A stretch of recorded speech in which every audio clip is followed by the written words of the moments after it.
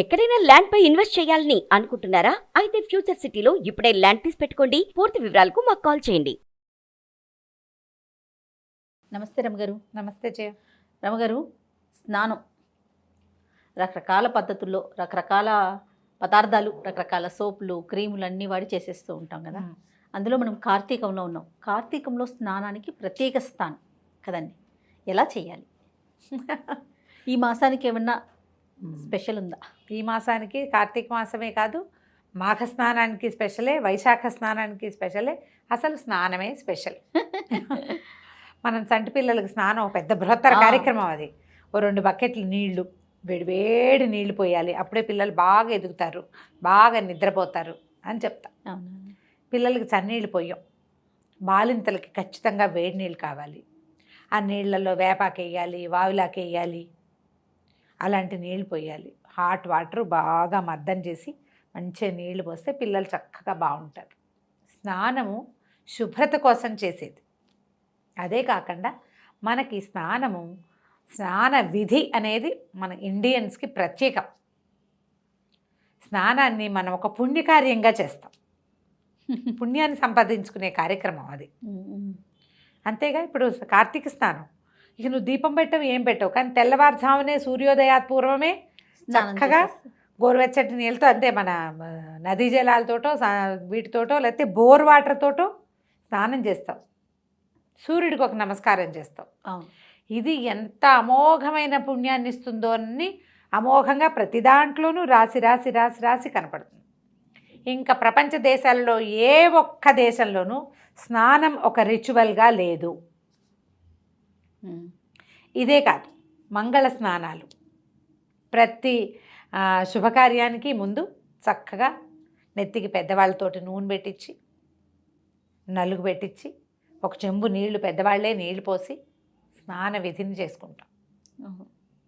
మంగళ స్నానాలు తప్పదు కదా. పురిటికి స్నానం, పిల్ల పెద్ద మనిషి అయింది స్నానం. మా ఇళ్లలో పీరియడ్స్లో కూడా 4వ రోజున ఎవరైనా ఓ చెంబు నీళ్లు పోస్తేనే మా స్నానం పూర్తయ్యేది. ఇప్పుడు ఏం చేస్తున్నారులే, మా వాళ్ళంతా మానేశారు. మిగిలిన వాళ్ళంతా ఏం చేసుకుంటున్నారు? ఒక చెంబు ఎవరైనా నీళ్లు పోసి శుద్ధం చేయటం. స్నానం చాలా ప్రత్యేకమైంది. దీంతో పాటు మనకేం వస్తుంది, శరీరాన్ని శుభ్రపరచుకోవటమే. రోజువారీ ఓ చెంబు పోసుకొచ్చేయటం ఇప్పుడు కాకి స్నానం అంటారు. ఊరికే ఓ చెంబు పోసుకొని ఎలాగో అలాగా అనేసి వచ్చేస్తాం. అలా కాకుండా పద్ధతి ప్రకారం చేస్తే స్నానంతో బలం వస్తుంది. స్కిన్ చాలా బాగుపడుతుంది. స్నానంతో బలం వచ్చేది మనం చూస్తాం. పిల్లలకి ఏం చేస్తాం, నూనె రాసి రాసి రాసి రాసి రాసి చేసి మా నలుగు బాగా పెట్టి, నేను నూనె ఎలా చేశాను, నలుగు ఎలా పెట్టాను చూడండి. నూనె ఇటు, నలుగు ఆపోజిట్. నలుగు పెట్టి చక్కగా బాడీ హెయిర్ ఏదైనా ఉంటే దాన్ని పోగొట్టి పిల్లని బాగా నలిపి చెంబులతో ఇలా పోయి ఇక్కడ బడేయాలని పోసి ఇట్లా ఇట్లా కొట్టి సరి చేస్తే ఇప్పుడు పిల్లాడు సన్నగా నలిక నరంలాగా ఉన్నవాడు చక్కగా చబ్బీగా అవుతాడు. బలం వచ్చిందా రాలేదా? నిజమే రమ్మగారు కదా. స్నానం బలాన్ని తెస్తుంది. ఈ విధంగా స్నానం చేస్తే తప్పకుండా బలం వస్తుంది. చంటి పిల్లలకి, బాలింతలకి, అనారోగ్యస్తులకి పీరియడ్స్లో కాకుండా మిగిలిన రోజుల్లో వేడి నీళ్ళ స్నానం చేయొద్దు. వేడి నీళ్ళు పోసుకోవద్దు. ఒక ఏజ్ వచ్చాక పిల్లలకు కూడా చల్లటి నీళ్ళ స్నానం అలవాటు చేయండి. ఓవర్ హెడ్ ట్యాంక్ నీళ్ళు చల్లగా ఉంటాయి, ఐస్ కోల్డ్గా. వర్షాకాలం, శీతాకాలం అసలు తట్టుకోలేము. అప్పుడు ఒక చెంబు వేడి నీళ్ళు, 4 చెంబులు చన్నీళ్ళు కలిపి, ఈ చెంబు అలవాటు చూడు, పాతకాలపు వర్డ్ కదా. మగ్గు అనకుండా చెంబు అంటున్నాను, చెంబెడు నీళ్ళు అంతే. అదే ఒక అలవాటు. ఈ 1:4 రేషియోలో గోరువెచ్చటి నీళ్ళు, వేడి నీళ్ళు కాదు, చన్నీళ్ళు కాదు, గోరువెచ్చటి అలాంటి నీళ్ళతోటి స్నానం అలవాటు చేసుకోండి. చన్నీళ్ళ స్నానం తలకి, ఒంటికి, కళ్ళకి అన్నిటికీ మంచిది. వేడి నీళ్ళు తలకి మంచిది కాదు, కళ్ళకి మంచిది కాదు, స్కిన్కి మంచిది కాదు. వేడి నీళ్ళు దేనికి మంచిది?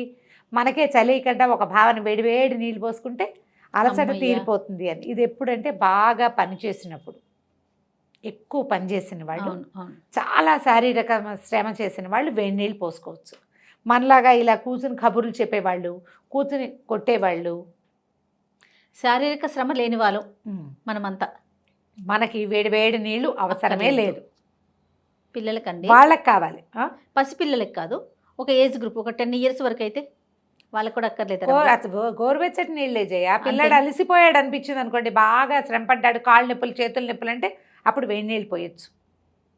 లేకపోతే పిల్లలకి చన్నీళ్ళు అలవాటు చేయండి. చన్నీటితో వచ్చే శక్తి సంగతి చెప్తాను నేను.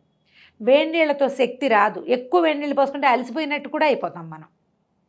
చల్లటి నీళ్ళు, చల్లగా ఉంటాయి నీళ్ళు, మరి చల్లగా వద్దు, ఒక మాదిరి చల్లగా ఒంటి మీద పోసుకోగానే అనిపిస్తుంది ఒకసారి అలాంటి జలధరింపు వస్తుంది. నరాలకి బలం వస్తుంది. రెండో చెంపుకి ఏం వేయదు, మూడో చెంపుకి చలేయడం మానేస్తుంది. ఆ రోజంతా చలేయదు మనకి. అయితే ఈ చన్నీళ్ళు పోసుకోవాలంటే ముందు మనకు అలవాటు లేక చాలా కష్టంగా ఉంటుంది. ఆరోగ్యం కావాలి, స్కిన్ బాగుండాలి, ఎక్కువ కాలం మనం యంగ్గా ఉండాలి, కళ్ళు జుట్టు బాగుండాలి అంటే చన్నీళ్ళు మంచివి. ఇన్ని పాయింట్స్ చెప్పాక అసలు కాదనేది ఎవరు రమ్మగారు? కదా, ఆరోగ్యం, స్కిన్, హెయిర్, అసలు మెయిన్ పాయింట్స్ ఇవి కదా. అదే. దాన్ని ఏం చేయొచ్చు, దీనికి ఒక విధానం ఉంది. ఇది ఒక సొంత విధానం అనండి, నేను చదివిందనండి, చాలా కాలంగా ప్రాక్టీస్ చేస్తున్న విధానమే చెప్తున్నా. ముందు ఒళ్ళుతో వేసుకుని తర్వాత నీళ్ళు పోసుకోండి. పొడి ఒంటి మీద సోప్ ఎలా కదులుతుందండి? సోపు అని చెప్పలేదుగా నేను. సున్నిపిండి పెట్టేసుకో. సోపు చెప్పట్లేదు అసలు. ఓకే. 2 మెథడ్స్ ఉన్నాయి. ఒకటి బ్రష్ తోటి, మనకి బాడీ బ్రష్లు చక్కగా దొరుకుతున్నాయి విరివిగా. బీరకాయ పీచులు దొరుకుతాయి విరివిగా. ఏమన్నాడు, ఎకో ఫ్రెండ్లీ బ్రష్, లేదా చక్కటి ఇంత మల్లు క్లాత్ అది తీసుకోండి, దాన్ని తడిపేయండి. ఆ తడి బట్టతోటి ఒళ్ళు తోమేసుకోండి. ఇగో ఇలా వస్తుంది. అప్పుడు వేళ్ళకి నలుపులు ఉండవు. ఇది ఎలా అంటే అలవాటు చేసుకోవాలి. ఓకే. నాను ఇప్పుడు అర్జెంటు పనులున్నాయి, పరిగెత్తేస్తాం, ఏదో చెంపు పోసుకుంటాం. కొంచెం ఖాళీగా ఉన్నా చన్నీళ్ళు అలవాటు చేసుకోవడానికి ఈ మెథడ్ వాడండి. సూపర్. చిన్న మల్లు క్లాత్ ఇంత తెల్లగుడ్డ తీసుకోండి. మనవి పెటికోట్స్ మెటీరియల్ అవి దొరుకుతాయి కదా, ఓ మీటర్ పట్టుకొచ్చి పెట్టుకోండి. అంత ముక్క అంటే దాదాపుగా ఒక ఫుల్ స్క్వేర్ అనుకోండి, మడతలు పెట్టేసి దాన్ని నీళ్ళలో పడేస్తే నానిపోతుంది. కొంచెం అలా పిడిచి తోమేసేయండి బాడీ. మొహం దగ్గర నుంచి మొదలు పెట్టద్దు, పాదాల దగ్గర నుంచి పైకి, చేతుల దగ్గర నుంచి పైకి అట్లా చేయాలి. పాదాలు అవి కూడా ఎంత శుభ్రంగా తెల్లగా ఉంటాయో జయ. ఒళ్ళు తోమేసుకున్నాక ఒంట్లో బ్లడ్ సర్క్యులేషన్ స్పీడ్ అయిపోతుంది. అప్పుడు నీళ్ళు పోసుకుంటే చలేదు. చన్నీళ్ళు అలవాటు చేసుకోండి, లేదా లైట్ జస్ట్ గోరువెచ్చగా బాడీ ఒళ్ళు తోముకుని నీళ్ళు పోసుకుంటే భలే హెల్తీగా అవుతారు. స్కిన్ చాలా బాగుపడుతుంది, డెడ్ స్కిన్ మొత్తం పోతుంది. లూఫాతోటి కూడా, ఈ ప్లాస్టిక్ లూఫాని నేను ప్రిఫర్ చేయను. బీరకాయ పీచులు చక్కగా మనకి దొరుకుతాయి. నేను దొరుకుతాయి అని చెప్తున్నా కానీ దొరుకుతాయి అన్న గ్యారెంటీ దొరుకుతాయి. ఓకే చోట్ల ఓకే. అయితే ఒకటి ఇలా రౌండ్గా ఉండి వట్టివేళ్లలాగా కనపడుతుంది, దాన్ని ఏం పెద్ద నమ్మద్దు. దాంట్లో వట్టివేళ్ల వాసన ఎక్కువగా ఏం ఉండదు. కానీ బీరకాయ పీచులు మాత్రం మనకి పల్లెటూళ్ళ నుంచి దొరుకుతాయి. నేనైతే ఎగ్జిబిషన్లో కొంటున్నాను చెప్తున్నాను. సంవత్సరానికి ఒకసారి ఎగ్జిబిషన్ పెడతారు. 2 ఏళ్ల నుంచి లేదు, పాతవి అప్పుడేవో ఎక్కువ కొనుక్కొచ్చాం. కలకత్తా ఆ వైపు బాగా దొరుకుతాయి. పెద్ద పెద్ద మాల్స్లో కూడా దొరికేస్తున్నాయి రమ్మగారు, కనిపిస్తున్నాయి, చాలా చోట్ల చూసాను. అయితే కొనుక్కోండి. ఇంత బీరకాయ పీచు ఉంటే దాన్ని సగానికి కట్ చేయండి, మనకు ఒక హాఫ్ ముక్క సరిపోతుంది. ఇంత ముక్క చాలు. కొంచెం 10 ఏళ్ళు వచ్చిన పిల్లలకు కూడా బీరకాయ పీచు కరకరలాడించకండి, గీతలు పడిపోతుంది. కొంచెం నానబెట్టండి దాన్ని, అది మెత్తగా అయ్యాక తోముకోవాలి. అవును, అలవాటు చేసుకోండి. మొహం కూడా ఈ క్లాత్ తోటి తోముకోవచ్చు. మెడ నలుపులు పోతాయి, చెవి వెనకాల ఉండే మురికి వదిలిపోతుంది, చెవులు శుభ్రంగా అవుతాయి. స్నానం చేసేసేయండి, ఇట్లా అలవాటు చేసుకోండి.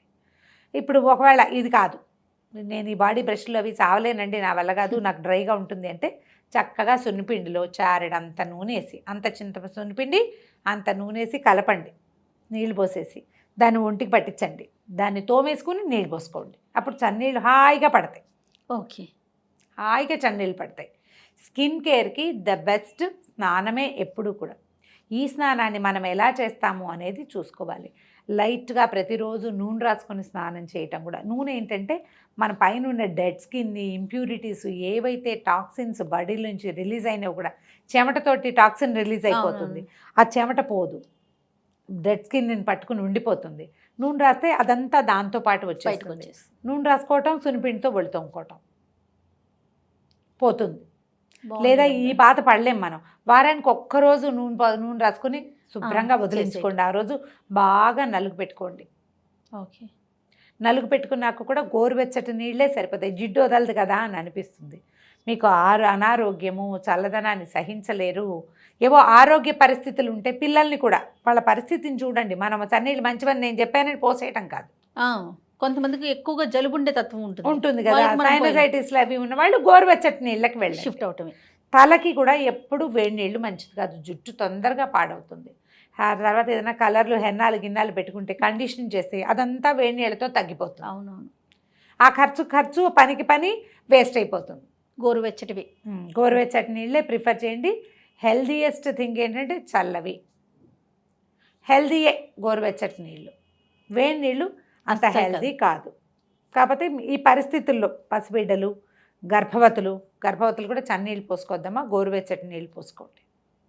తర్వాత ఏమో బాలింతలు, చంటిపిల్లల తల్లులు, పాలిచ్చేవాళ్ళు, తర్వాత అనారోగ్యంతో ఉన్నవాళ్ళు, జలుబు చేసే తత్వం ఉన్నవాళ్ళు, చన్నీళ్ళు పనికిరాదు మీకు అని చెప్పబడిన వాళ్ళు, తరచుగా జలుబు గుండె జబ్బులు ఉన్నవాళ్ళు, తర్వాత ఏమో ఏమంటారు దాన్ని ఆయాసం లాంటి సమస్యలు ఉన్నవాళ్ళు చన్నీళ్ళు పోసుకోకూడదు.